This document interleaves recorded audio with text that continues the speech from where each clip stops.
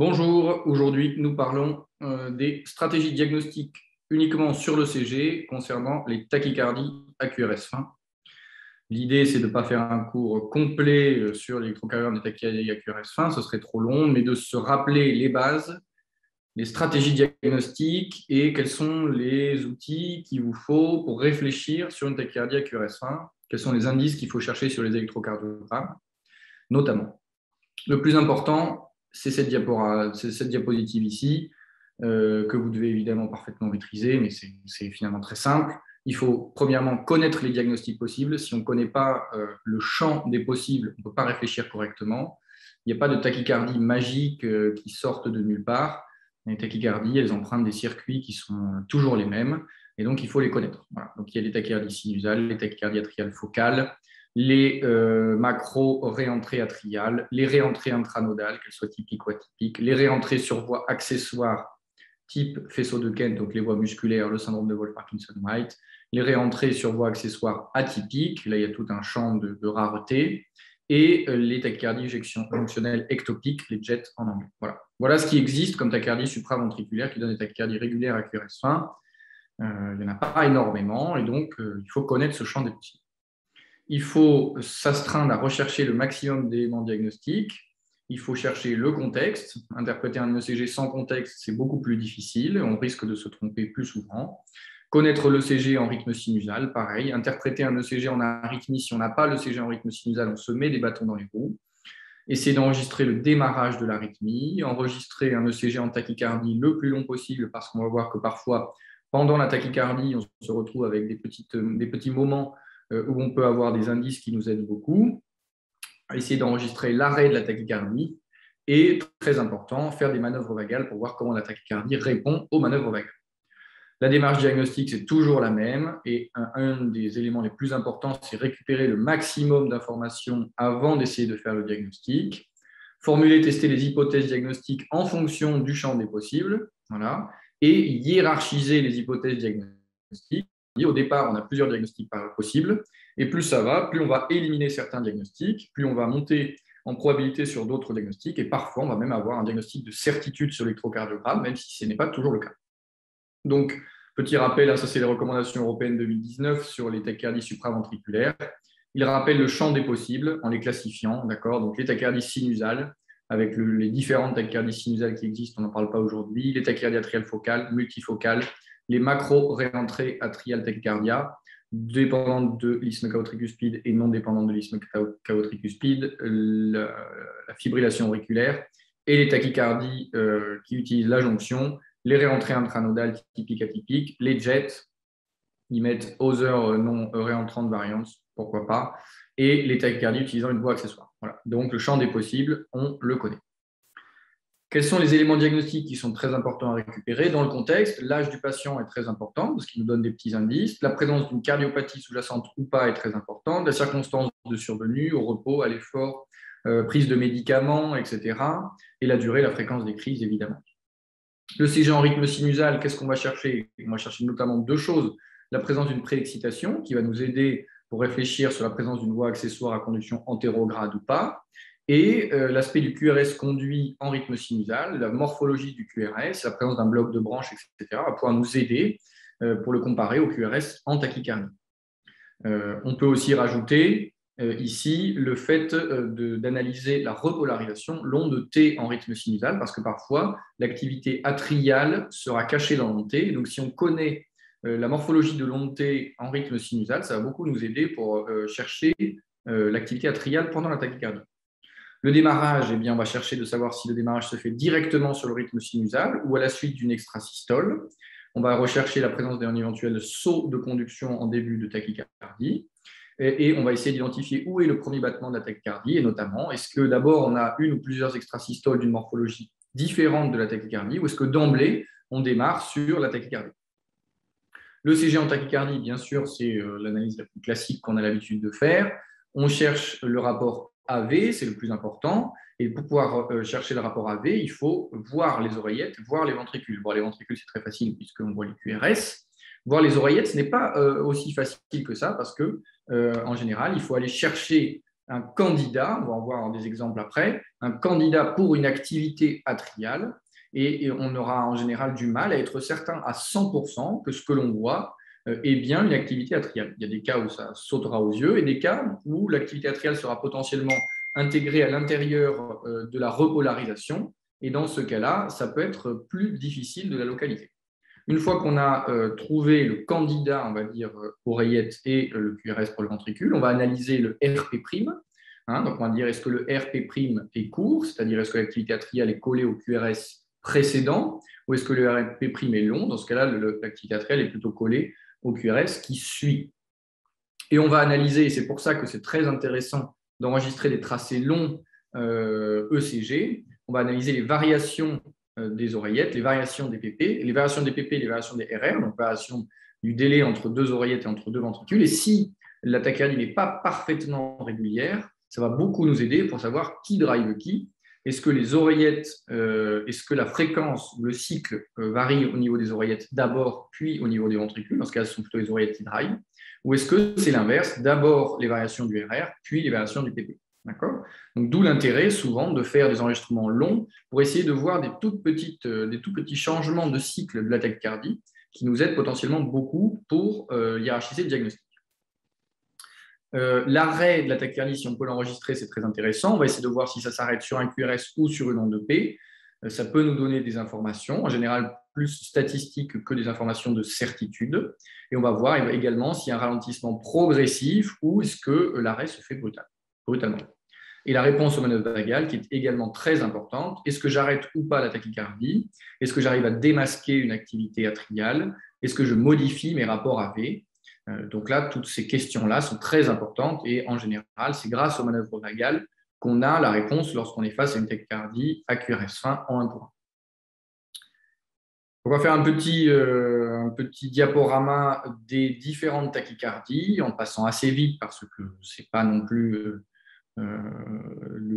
l'objet total de voir chacune des tachycardies, mais plutôt de vous donner une façon de réfléchir et de à nouveau comprendre que chaque élément diagnostique lui-même va donner rarement le diagnostic de certitude, mais en général va vous donner plutôt une probabilité et ça va nous permettre de hiérarchiser les différentes possibilités diagnostiques. La tachycardie sinusale, sa carte de visite, on va dire, c'est donc un contexte en général qui est important. Il va y avoir une explication à cette tachycardie sinusale puisque presque systématiquement elle sera extrinsèque. On aura parfois des tachycardies sinusales ou parasinusales qui sont pour le coup de vraies arythmies, on va dire automatiques, mais en général, la plupart des tachycardies sinusales que vous rencontrerez seront d'origine extrinsèque, une anémie, une hyperthyroïdie, etc. etc. Et bien sûr, le CG en rythme sinusal, c'est le CG en tachycardie, donc si on retrouve un ECG où le patient était plus lent, on va voir que l'onde P a la même morphologie, toujours pareil, avec une petite astérisque. L'onde P peut parfois un tout petit peu varier, puisqu'on sait que le nœud sinusal fait environ 1 cm de large. Donc, si la sortie se fait plus en haut ou plus en bas, on peut avoir des petites variations, notamment dans les dérivations inférieures. Le démarrage d'une tachycardie sinusale se fait toujours progressivement. Le CG en tachycardie va donner un RP' qui est long, d'accord ?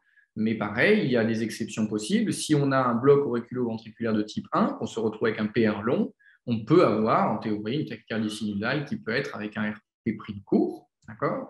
Donc à nouveau, ce n'est pas un critère absolument obligatoire, mais la plupart du temps, on verra un RP' long en tachycardie sinusale.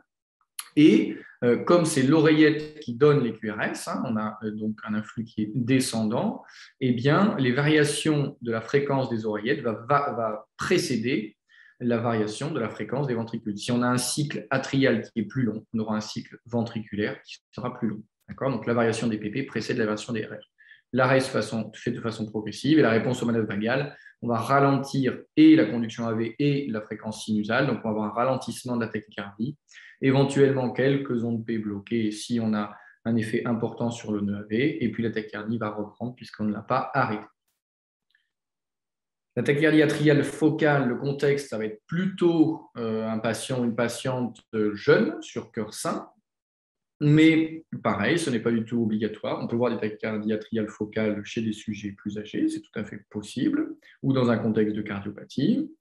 L'ECG en rythme sinusal va retrouver une onde P différente de la morphologie, une onde P' différente de la morphologie de l'onde P. Par exemple, ici, on a l'onde P sinusale du patient qui est là, et c'est pour ça que c'est si intéressant d'avoir au moins une onde P sinusale.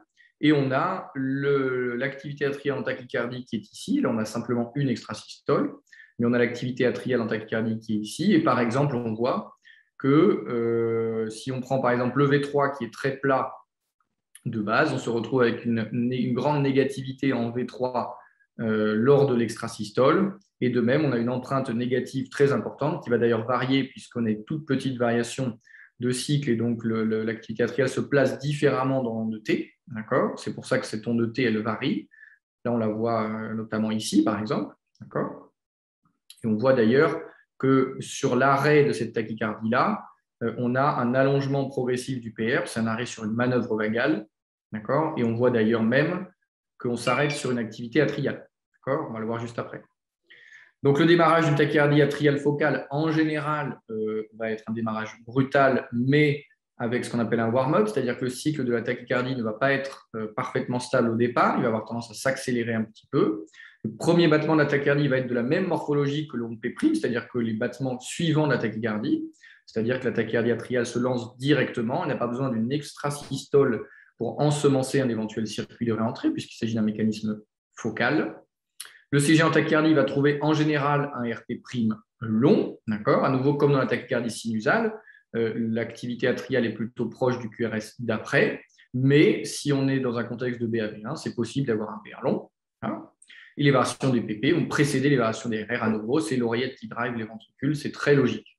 Là, ici, par exemple, on voit, alors ici, en l'occurrence, c'est peut-être un petit peu moins typiquement, voilà pourquoi il faut toujours analyser avec, je dirais, un petit peu de recul, c'est-à-dire que là, on dit les variations de PP précèdent les variations de RM, c'est parfaitement vrai, c'est-à-dire que si vous avez un cycle atrial qui s'allonge ou au contraire qui se raccourcit, eh bien, on va avoir d'abord le PP qui va se rallonger ou se raccourcir et ensuite les QRS qui vont suivre. Mais là, typiquement, à ce moment-là, on est dans un moment où on a fait une manœuvre vagale et donc on allonge le PR. Donc on perturbe en plus partiellement la situation et donc le cycle atrial qui est ici, donc qui a une certaine valeur, ne va pas forcément être exactement le même que le cycle des QRS après, puisque le PR s'est allongé entre ici et ici, lié à la manœuvre vagale. Donc voilà encore un argument supplémentaire, un exemple supplémentaire pour bien vous expliquer que chacun des critères que l'on donne là ne sont pas des critères gravés dans le marbre et qu'il faut les comprendre. C'est-à-dire que quand on dit les variations des PP précèdent les variations des RR, c'est parce que, comme l'influx initial pendant la tachycardie vient des oreillettes, et bien, si les oreillettes s'accélèrent, alors les ventricules vont s'accélérer. Mais si artificiellement, à un moment donné, vous perturbez la conduction entre les oreillettes et les ventricules, et bien, ce critère n'est plus valable. Le CG en tachycardie, vous devez avoir soit autant d'oreillettes que de ventricules, soit plus d'oreillettes que de ventricules. Par exemple, chez ce même patient, si on continue l'enregistrement, la tachycardie va repartir et on voit cette fois-ci 1, 2, 3, 4, 5 oreillettes pour 1, 2, 3, 4 QRS. On a des moments où on a une activité atriale qui est bloquée. Donc là, ça va nous éliminer tout un certain nombre de diagnostics et ça va être grandement en faveur d'une tachycardie atriale focale. En plus, si on regarde la morphologie de l'activité atriale en tachycardie, cette morphologie est très particulière puisqu'elle est très négative en V1, V2 et en V3, ce qui est très atypique. Donc, il s'agit en fait d'une tachycardie de l'auricule droit, en l'occurrence. Mais on est très différent, si on reprend ici de l'activité sinusale que l'on avait ici, la morphologie est très différente, même on est négatif jusqu'en V4, on est très différent de l'activité sinusale. L'arrêt d'une tachycardie atriale focale est en général brutal, c'est-à-dire que l'arrêt va s'arrêter, mais on a en général un cool-down avant, c'est-à-dire qu'on a le cycle de la tachycardie un petit peu comme ici, le cycle de la tachycardie qui va se ralentir un petit peu. Si on regarde, donc on vient de le dire, l'allongement de l'espace PR, mais il y a aussi un allongement progressif du cycle atrial. On le voit, le dernier cycle atrial est plus long, et puis l'arrêt se fait brutalement, pour le coup, une fois que c'est arrêté, c'est arrêté. Mais avant l'arrêt, il y a ce qu'on appelle un phénomène de cool-down, un petit ralentissement du cycle atrial. Et quant à la réponse aux manœuvres vagales, on va avoir soit ce type de CG-là, c'est-à-dire un ralentissement de la conduction AV avec donc plus d'oreillettes que de ventricules, on démasque les oreillettes et donc ça aide beaucoup au diagnostic. Mais il faut savoir qu'environ 30% des tachycardies atriales focales, notamment quand elles proviennent de l'oreillette droite, peuvent s'arrêter aux manœuvres vagales et notamment à la striadine. C'est quand même un tiers des cas, donc ce n'est vraiment pas quelque chose d'exceptionnel. Et on peut d'ailleurs avoir, comme sur cette ECG, comme on le décrivait au début de l'ECG, un arrêt sur une activité atriale, sur une tachycardie atriale focale en général, puisque c'est l'oreillette qui drive le ventricule. L'arythmie va s'arrêter sur une oreillette, ce qui est logique. Mais dans un contexte de manœuvre vagale, on peut se retrouver avec un phénomène un petit peu rare, où on a à la fois la manœuvre vagale qui va bloquer le nœud AV et donc entraîner une activité atriale non conduite, et l'arrêt de l'activité atriale en même temps. Donc on peut se retrouver sur une tachycardie atriale focale avec un arrêt sur une onde de P'. C'est pour ça que je voulais vous montrer cette ECG-là, parce qu'en général, on dit, lorsque ça s'arrête sur une activité atriale, ça ne peut pas être une tachycardie atriale. Ben non, c'est faux, c'est tout à fait possible. Et on retient ce chiffre-là, qu'environ 30% des tachycardies atriales focales peuvent être réduites par la striadine. Donc à nouveau, retenez que tous ces critères ne sont pas gravés dans le marbre et que c'est un ensemble de critères qui vont vous faire dire qu'il s'agit d'une tachycardie atriale focale. Là, en l'occurrence, vous avez un sujet jeune qui a un cœur sain. Vous avez des salves d'extrasystole qui sont les mêmes qu'en tachycardie. La morphologie de ces extrasystoles sont très différentes de la morphologie sinusale. Vous avez une morphologie assez typique d'une provenance de l'auricule droit, lorsque vous savez que lorsque c'est très négatif comme ça, de V1 à V3, voire de V1 à V4, c'est très souvent l'auricule droit, notamment quand c'est positif en D1, en D2 et en D3. Vous avez un ralentissement progressif, puis un arrêt brutal de la tachycardie aux manœuvres vagales. Vous savez qu'une tachycardie atriale focale peut s'arrêter sur une activité atriale, et donc cet élément-là ne vous fait pas supprimer votre diagnostic. Et lorsque vous continuez l'enregistrement, vous avez une tachycardie avec plus d'oreillettes que de ventricules, parfaitement typique d'une tachycardie atriale focale. Et donc, vous concluez à une très, très probable tachycardie atriale focale, même si vous n'êtes pas complètement sûr après un tel enregistrement. D'accord ? Une tachycardie atriale macro-réentrante, autrement appelée flotteur. Donc, le contexte, en général, on va plutôt avoir un sujet moins jeune ou la présence d'une cardiopathie, mais on peut voir des flotteurs communs chez des sujets jeunes au cœur sain, c'est parfaitement possible, d'accord ? Ou tout autre d'ailleurs tachycardie atriale réentrante qui n'est pas un flotteur commun, mais la probabilité augmente avec l'âge, la présence d'une cardiopathie et la présence de cicatrices à l'intérieur des oreillettes, puisqu'on le sait, on l'a vu sur les vidéos précédentes, la présence de cicatrices a tendance à favoriser les macro-réentrées, puisque ça crée des obstacles autour desquels un influx peut se mettre à tourner. D'accord ? Le CG en rythme sinusal va tout simplement vous montrer que les ondes P sont différentes des ondes de flotteur. Le démarrage va être brutal, potentiellement sur quelques extrasystoles atriales ou un court passage en FA, d'ailleurs, qui va ensemencer le circuit de flotteur. Les ondes P', lors d'un flotteur commun, vous les avez ici, vous les connaissez par cœur, ce sont un aspect typique en toit d'usine, d'accord ? Et ensuite, lorsque ce n'est pas un flotteur typique commun anti-horaire, eh bien, on va avoir certains critères diagnostiques pour essayer de dire est-ce qu'il s'agit quand même d'un flotteurisme dépendant ou est-ce qu'il s'agit d'un flotteur gauche, etc. Mais on sait que ces critères sont difficiles d'utilisation, notamment si le patient a déjà eu une ablation ou s'il présente une cardiopathie structurelle ou une cardiopathie congénitale avec des modifications de la géométrie des cavités importantes. D'accord ? L'arrêt va se faire brutalement aussi. La réponse aux manœuvres vagales, pour le coup, il est extrêmement rare de réduire un flotteur commun à la striadine, contrairement aux tachycardies atriales focales. Là, c'est vraiment rarissime et on va démasquer l'activité atriale. Si on ne la voyait pas bien, là, en l'occurrence, il n'y a pas besoin de manœuvre vagale sur cette ECG-là, mais si on avait un flotteur en 1 pour 1 ou en 2 pour 1 difficile de diagnostic, on peut injecter de la striadine. On va avoir plus d'ondes de flotteur que de QRS. On va démasquer l'activité atriale et le diagnostic sera facile. La réentrée intranodale typique, le contexte est plutôt un cœur sain, plutôt chez l'adulte. Le CG est normal de base, il n'y a pas de préexcitation. Toujours pareil, on peut imaginer des cas rarissimes où on aurait une préexcitation et en fait, le patient ne fait pas de la tachycardie sur voie accessoire, mais de la réentrée intranodale. On peut tout imaginer, d'accord ? Donc, le fait de ne pas avoir de préexcitation Le fait d'avoir une préexcitation ne veut pas dire que vous ne ferez jamais de réentrée intranodale. D'accord ? Le démarrage va se faire sur un saut de conduction, sur une extrasystole atriale. On aura l'occasion de le voir plus en profondeur. Parfois, on va avoir plusieurs extrasystoles atriales avant le démarrage de la tachycardie. Et surtout, ces extrasystoles sont différentes de l'activité atriale en tachycardie. Là, pour le coup, j'ai mis en rouge les critères qui sont obligatoires. Vous avez vu qu'il n'y en a pas eu beaucoup jusqu'à présent. Il y a quasiment toujours des petites exceptions à droite à gauche. C'est pour ça qu'il vaut mieux comprendre qu'apprendre par cœur, comprendre chacun des mécanismes. Le RP' court, dans une réentrée intranodale typique, par définition, l'activité atriale qu'on voit ici négative en D2 et en AVF, elle est par définition collée au QRS d'avant, sinon ça s'appelle une réentrée intranodale atypique. Donc là, par définition, le RP' court est obligatoire. En général, il est même virtuel, c'est-à-dire que l'activité atriale est quasiment à l'intérieur du QRS. Parfois, on ne la voit absolument pas. Et les deux critères classiques sont la pseudo-ondère prime en V1. Ici, on a la dérivation V1. On a une toute petite micro-pseudo-ondère prime positive comme ça en V1. D'accord ? Et puis l'encoche négative en D2 et dans les dérivations inférieures, D2, D3, AVF. Les variations du RR vont précéder les variations du PP parce qu'on le verra, les variations se font en général aux dépens de la voilante dans la réentrée intranodale. La morphologie de l'onde P' est compatible avec une origine nodale rétrograde.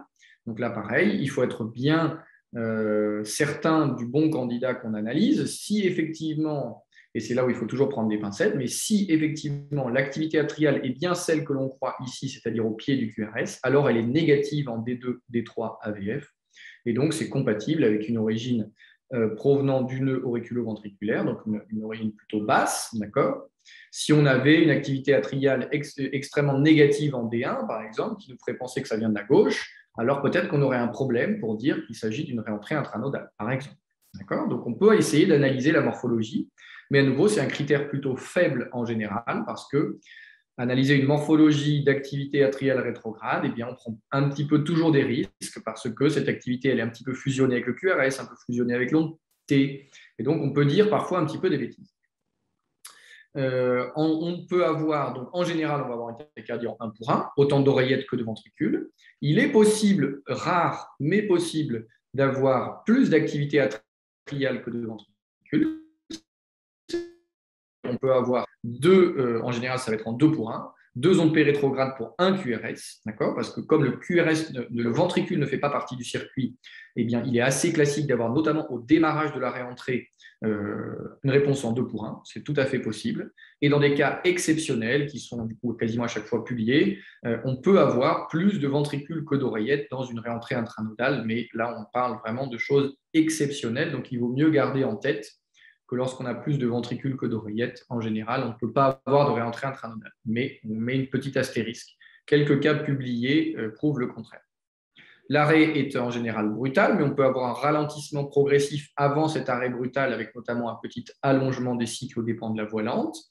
Et l'arrêt va se faire plutôt sur une onde P', c'est-à-dire plutôt aux dépens de la voilante, bien qu'à nouveau, ce ne soit pas un critère d'une puissance extrême.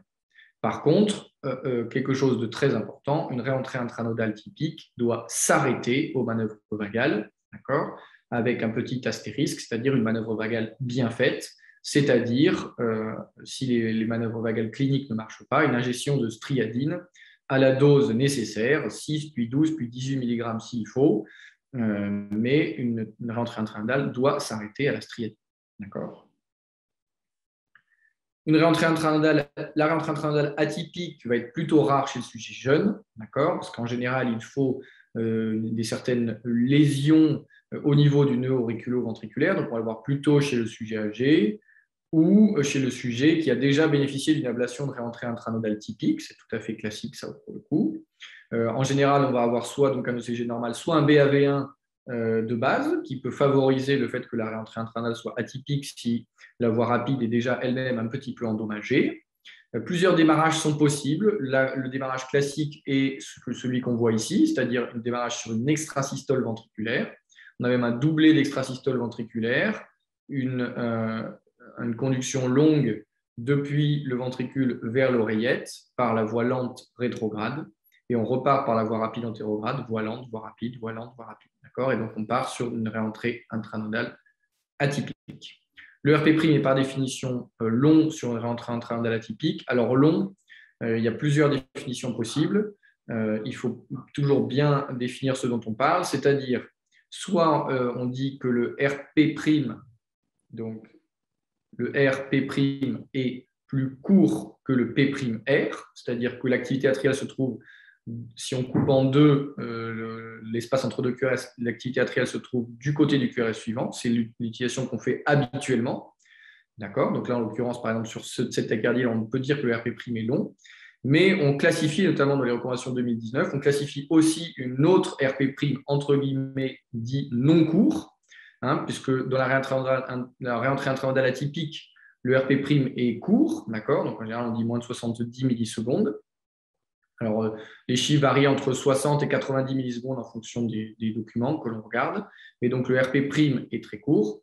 Et on peut avoir un RP' qui fait plus que cette valeur-là, mais qui est quand même dans la première moitié entre deux QRS. D'accord. Donc, ça, c'est un RP' qu'on considère comme non court. D'accord.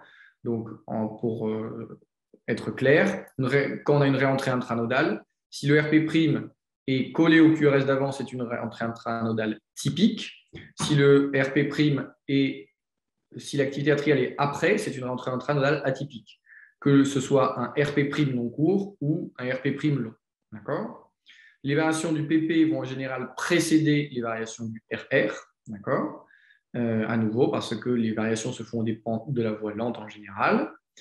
Et on va avoir à nouveau la possibilité d'avoir plus d'oreillettes que de ventricules, bien qu'une réentrée intranodale, habituellement, on a une oreillette pour un ventricule. D'accord. Même topo que pour la rentrée intranodale typique. L'arrêt se fait en général sur un QRS, mais ce n'est pas du tout obligatoire. Et à nouveau, une réentrée intranodale, ça s'arrête sur des manœuvres vagales ou une injection de striadine bien faite. La réentrée orthodromique sur un faisceau type Kent, bon, eh bien, ça va être plutôt chez un sujet jeune qui fait des tachycardies depuis l'enfance, puisqu'il a sa voie accessoire depuis l'enfance. En rythme sinusal, on va souvent voir une préexcitation, mais ce n'est pas obligatoire. On peut éventuellement ne pas avoir de préexcitation, puisqu'on peut avoir ce qu'on verra, ce qu'on appelle une voie accessoire cachée. Le démarrage sera brutal. On aura en général une extrasystole atriale qui est différente de la tachycardie, qui va lancer la tachycardie. Le RP' va être donc court, mais à plus de 70 millisecondes. Donc justement, un petit peu comme dans la réentrée intranodale, on aura un RP' du côté du QRS précédent, mais qui n'est pas collé au QRS comme dans la réentrée. D'ailleurs, c'est comme ça en général qu'on fait la différence classiquement entre une réentrée intranodale et une tachycardie sur voie accessoire orthodromique. C'est sur la valeur de ce RP'-là, mais il faut bien savoir qu'à nouveau, on peut être pris en défaut dans un sens comme dans l'autre, même si c'est plutôt rare. Les variations du RR vont précéder les variations du PP, puisque l'oreillette est collée au QRS d'avant via la voie accessoire. Et là, pour le coup, à nouveau, je l'ai mis en rouge, on a forcément autant d'oreillettes que de ventricules, puisque et l'oreillette et le ventricule font partie du circuit. Il n'y a pas moyen qu'il y ait plus d'oreillettes que de ventricules ou plus de ventricules que d'oreillettes. C'est vraiment un aspect obligatoire. C'est un des rares critères parfaitement inébranlables sur les ECG, dans les tachycardies jonctionnelles. On peut avoir le classique bloc de branche ralentisseur, bloc de branche droit avec une voie accessoire droite ou bloc de branche gauche avec une voie accessoire à gauche. Et la morphologie de l'onde P' va dépendre de la localisation de la voie accessoire. Et donc, si on a une onde P' très négative en D1, eh bien, il est plutôt plus probable qu'il s'agisse d'une voie accessoire à gauche plutôt que d'une réentrée intranodale, par exemple. L'arrêt se fera en général sur une onde P', puisque ce n'est pas la voie accessoire qui va bloquer en général, c'est plutôt le nœud AV sur la redescente vers le QRS. Et les manœuvres vagales vont permettre d'arrêter la voie accessoire. Pareil, on aurait pu le mettre en rouge. Une tachycardie sur voie accessoire type Kent s'arrête aux manœuvres vagales, à moins qu'elle tourne entre deux voies accessoires, ce qui est évidemment rarissime et ne donne pas de tachycardie à QRS fin. La réentrée intranodale antidromique, antidromique sur voie accessoire de type Kent, qui est plus rare, à nouveau plutôt un sujet jeune, puisqu'il s'agit d'une réentrée sur voie accessoire, des débuts de palpitation dans l'enfance. La préexcitation est pour le coup obligatoire, on n'a pas le droit d'avoir de voie cachée. Alors on peut avoir une préexcitation très discrète qui ne se manifeste que lors des manœuvres vagales, d'accord? Donc elle est au moins masquée, mais on n'a pas de voie cachée. Une voie cachée, c'est une voie qui ne conduit que dans le sens rétrograde. Bien sûr, une voie qui ne conduit que dans le sens rétrograde ne peut pas donner de tachycardie antidromique. À nouveau, on a forcément A égale V, puisque l'oreillette et le ventricule font partie du circuit. On va s'arrêter en général sur un QRS, puisque c'est sur la remontée via le nœud AV que ça va bloquer. Et puis, on va avoir la mise en évidence de la préexcitation à l'arrêt après les manœuvres vagales. Et la préexcitation aura la même morphologie, la préexcitation maximale aura la même morphologie que la tachycardie, puisque la totalité du ventricule est dépolarisée via la voie accessoire lorsqu'on est sur une réentrée antidromique, puisque le nœud AV est pris à rétro, et donc le ventricule et les ventriculés droit et gauche sont dépolarisés uniquement via la voie accessoire. Un petit mot sur la tachycardie de Koumel, donc la fameuse PJRT, la permanente jonctionnelle réentrante tachycardia, sujet en général jeune dans la PJRT et dans la tachycardie de Koumel classique, donc sujet jeune, plutôt des enfants qui ont des débuts de palpitation depuis l'enfance, parfois qui sont asymptomatiques, et chez qui il y a une cardiopathie dilatée rythmique. Dans le Koumel, pour le syndrome de M. Koumel, il y avait une cardiopathie associée à cette tachycardie jonctionnelle permanente. On va avoir donc un RP' qui va être long, d'accord, lorsqu'on est en tachycardie. Donc sur le CG en rythme sinusal, il n'y a pas de préexcitation puisqu'il n'y a pas de voie accessoire antérograde. La voie accessoire impliquée ne conduit que dans le sens rétrograde. Le démarrage, classiquement, comme on le voit ici, va se faire sur le rythme sinusal, PQRS, début de la tachycardie d'emblée, avec même morphologie de l'activité atriale que les suivants. Donc ce n'est pas une extrasystole qui ensemence une tachycardie, c'est vraiment la tachycardie qui démarre sur le rythme sinusal. D'accord ? Donc là, on voit en l'occurrence l'activité atriale qui est ici, avec un RP' qui est long, le premier battement qui est identique au suivant, et une morphologie qui est assez classique, avec donc une négativité dans les dérivations inférieures, d'accord, et plutôt une petite positivité en V1. Donc voilà, on a obligatoirement, pour le coup, comme à nouveau il s'agit d'une tachycardie réentrante sur voie accessoire, l'oreillette et le ventricule font partie du circuit, donc c'est obligatoire d'avoir un rapport A égale V. D'accord ? Et donc, classiquement, une tachycardie qui débute directement sur l'activité atriale qui a la même morphologie que le reste, et ben on va se demander si c'est plutôt une tachycardie atriale ou une tachycardie de Koumel, par exemple. Ça peut être deux diagnostics évoqués. Et si, pour le coup, à la striadine, on a plus d'oreillette que de ventricule, éliminer avec certitude le fait qu'il s'agissait d'un Koumel. D'accord ? Comme pour le cas qu'on a vu tout à l'heure. Donc, à nouveau, chez le patient qui avait une tachycardie atriale focale, on avait des moments où il y avait plus d'oreillettes que de ventricules, et bien là, c'était impossible que ce soit un Koumel. À nouveau, il y a quelques critères comme cela qui sont gravés dans le marbre. On ne peut pas avoir plus d'oreillettes que de ventricules ou plus de ventricules que d'oreillettes pendant une tachycardie qui est une PJRT. D'accord ? L'arrêt va se faire en général sur un QRS, d'accord, puisque c'est plutôt la voie accessoire rétrograde qui va lâcher sur le plan rétrograde avant le nœud AV, mais on peut aussi imaginer que ce soit le nœud AV qui lâche, donc les deux sont possibles, bien que le cas le plus classique, c'est celui-là, c'est-à-dire qu'on a une oreillette rétrograde, un QRS antérograde, une oreillette rétrograde, un QRS antérograde, hop, et pas de QRS rétrograde. Et on peut avoir des variations de cycle et voire plutôt des ralentissements du cycle avant l'arrêt, mais ce n'est pas systématique. Et on va donc au manœuvre vagale à nouveau s'arrêter en général sur un QRS. Et on termine par la JED, donc la tachycardie jonctionnelle ectopique. Le contexte va être variable, soit sur un patient qui a un cœur sain, sujet jeune ou moins jeune, ça peut apparaître un petit peu n'importe quand. Il faut savoir que chez les tout petits, ça peut être des diagnostics avec un pronostic mauvais. Les tachycardies jonctionnelles à la naissance sont en général rapides, difficiles à gérer et donnent des cardiopathies rythmiques parfois embêtantes à gérer. Et un autre cas très classique, c'est le cas post-chirurgie, lorsque vous avez eu un remplacement valvulaire mitral, par exemple, qu'on a chatouillé un petit peu le nœud AV et les voies nodoïciennes. On peut avoir de la tachycardie jonctionnelle ectopique comme ça pendant quelques jours après la chirurgie. En général, ça rentre dans l'ordre. Donc, si on regarde le CG en rythme sinusal, il n'y a pas de préexcitation puisqu'il n'y a pas de voie accessoire. Le démarrage va en général être brutal, il va apparaître directement sur le rythme sinusal. On va avoir soit oreillette égale ventricule, soit plus de ventricules que d'oreillettes. Et là, je l'ai mis en rouge parce qu'à nouveau, une tachycardie régulière à QRS fin avec plus de ventricules que d'oreillettes par définition, il s'agit d'une tachycardie jonctionnelle ectopique avec cette toute petite astérisque que, eh bien, il y a quelques cas décrits de réentrée intranodale où il y a plus de ventricules que d'oreillettes, mais en général, c'est que sur 1 ou 2 battements. Ce n'est pas comme on voit ici, sur plusieurs battements. Là, on a QRS, onde pérétrograde, QRS, onde pérétrograde, QRS, pas d'onde pérétrograde, onde P sinusale qui arrive par là un petit peu par hasard, QRS, pas d'onde pérétrograde, QRS, onde pérétrograde pendant plusieurs battements, puis à nouveau, pas d'onde pérétrograde, onde P sinusale.